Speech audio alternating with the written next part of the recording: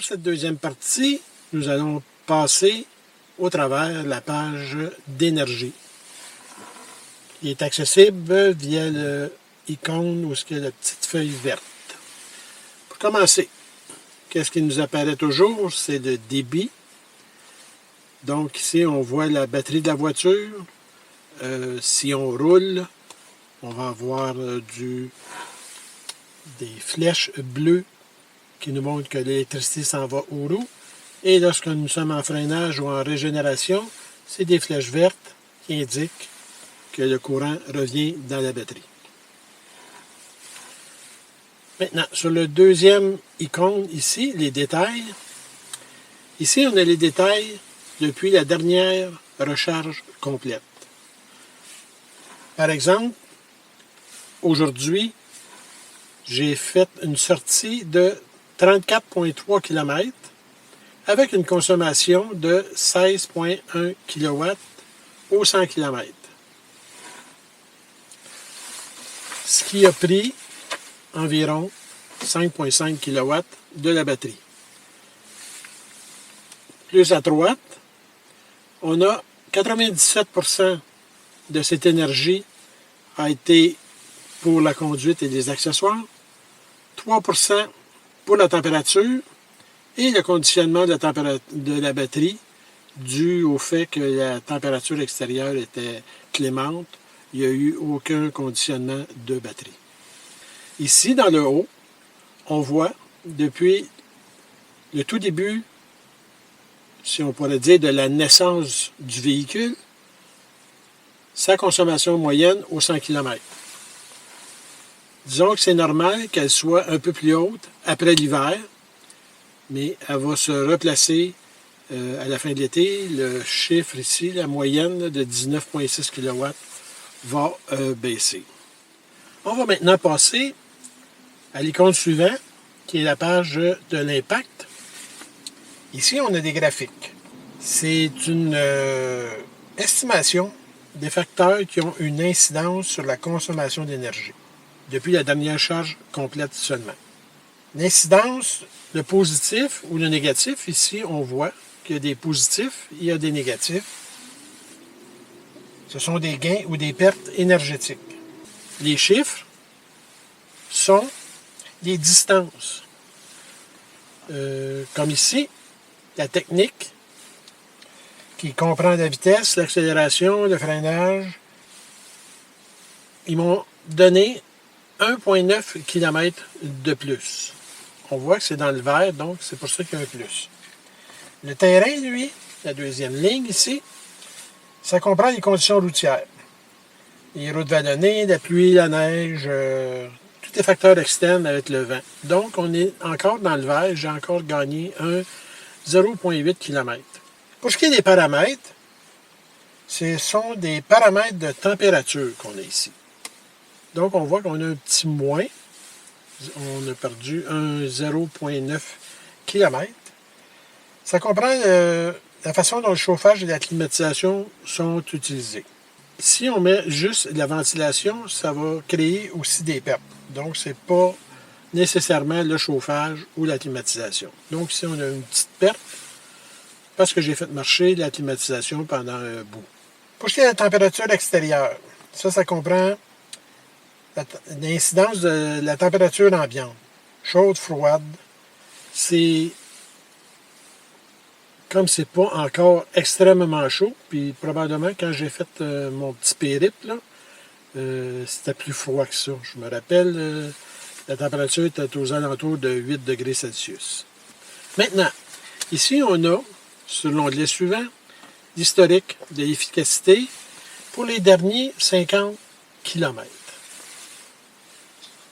On peut voir, c'est par tranche de 5 km, donc 5, 10, 15, 20, 25.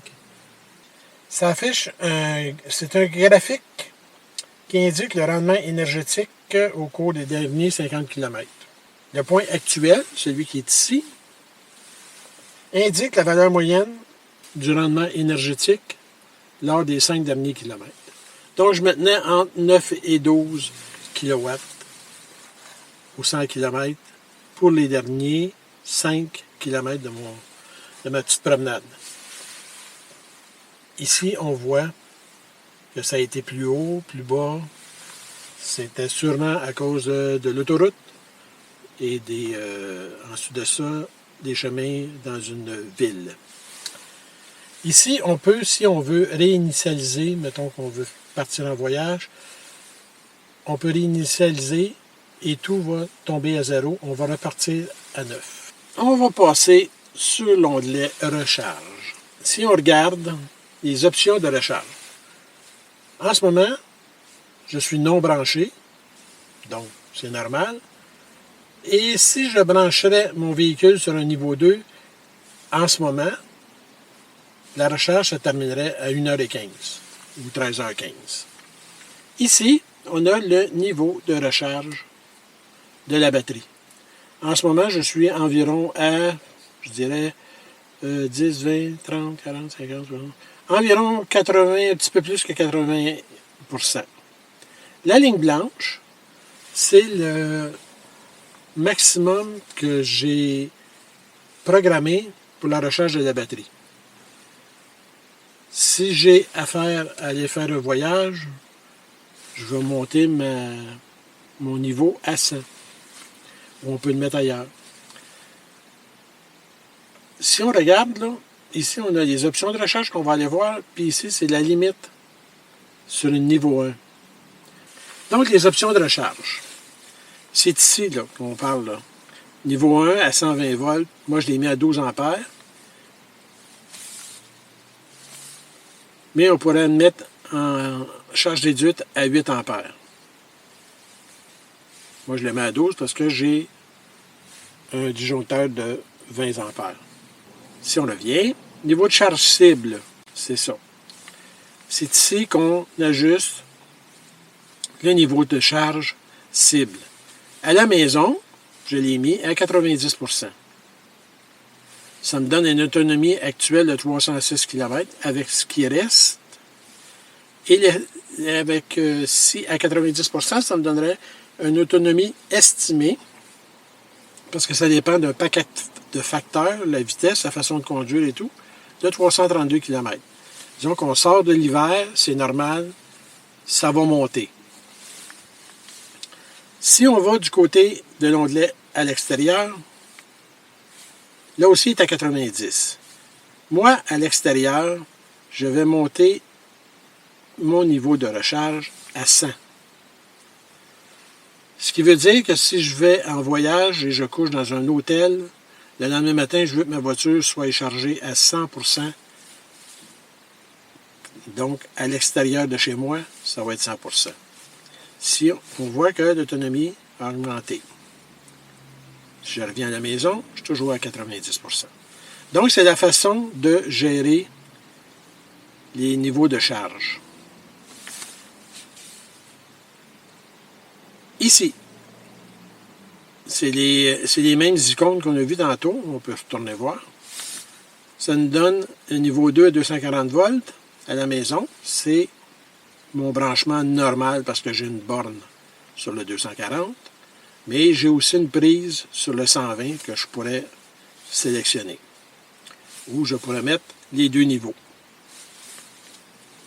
À l'extérieur, c'est la même chose. C'est du 240 volts. On revient.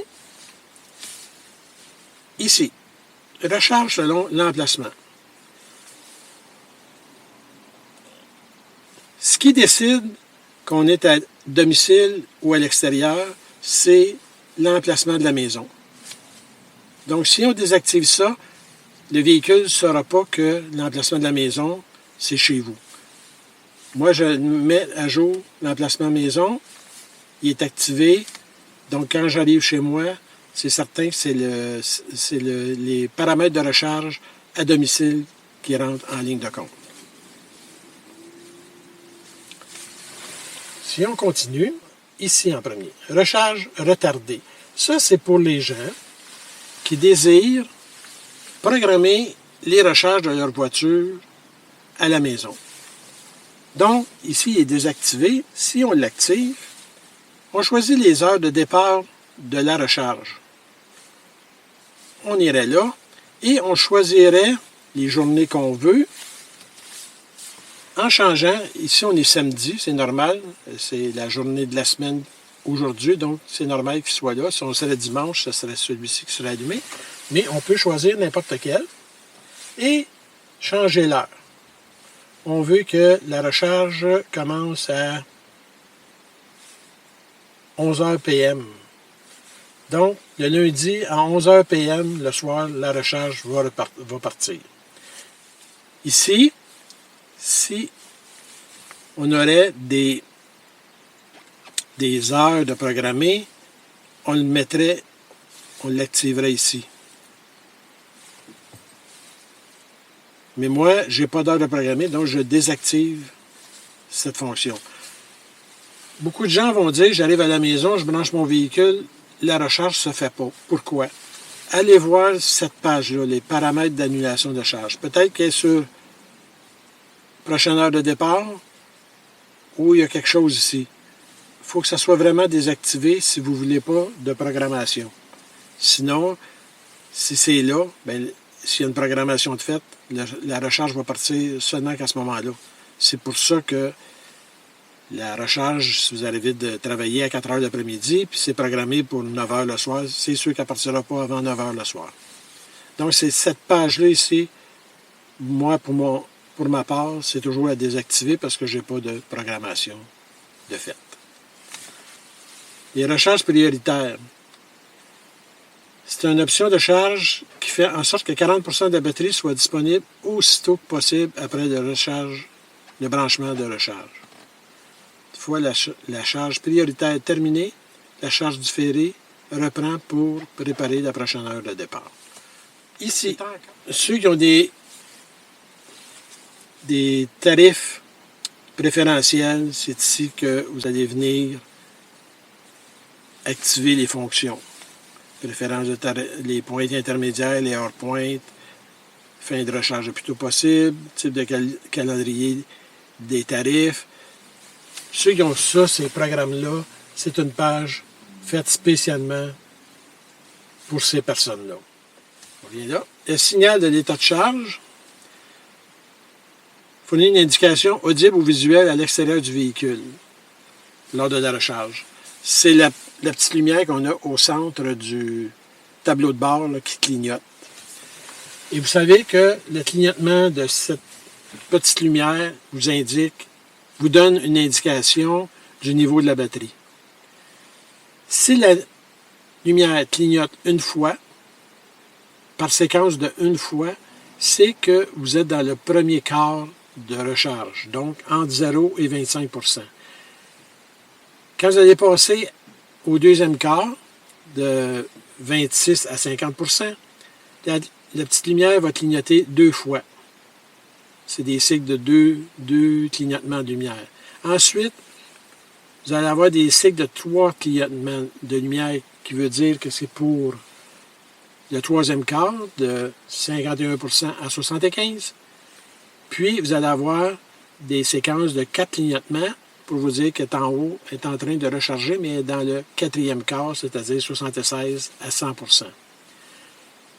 Quand la lumière ne clignote plus et qu'elle reste allumée verte, c'est que la charge est complétée.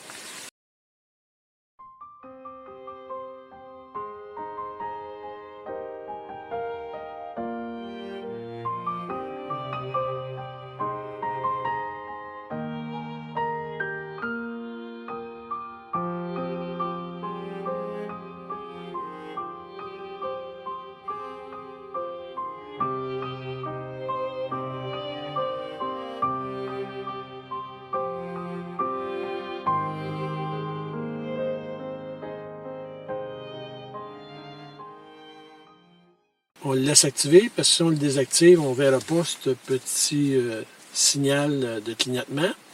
Et quand on branche la voiture, elle nous donne un petit avertissement sonore. Ici, moi je l'ai désactivé.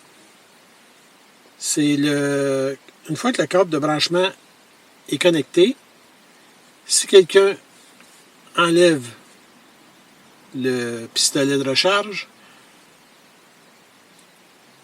ça va faire clignoter les feux du véhicule puis entendre son klaxon. Ça peut être bon si vous êtes dans un endroit public, mais si vous êtes branché sur une borne publique et que vous arrivez à votre véhicule, vous enlevez le pistolet, les feux vont clignoter puis le klaxon va partir. Pour éviter ça, c'est avant de débrancher votre pistolet, vous devez déverrouiller vos portes. Il faut déverrouiller les portes, ce qui annule le système. Il y a aussi une alerte en cas de faible courant de recharge.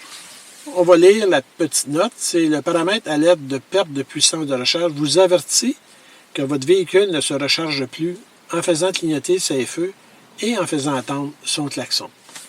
Moi, il est activé. C'est jamais arrivé à ce jour. Si jamais ça arrive, c'est de déverrouiller vos portes avec la télécommande. Ça complète les options de recharge. Donc, on a passé au travers de cet écran de la petite feuille verte. J'espère que ça vous a aidé. Fait que ça complète la deuxième partie du système d'infodivertissement de la boîte EV ou EUV 2022.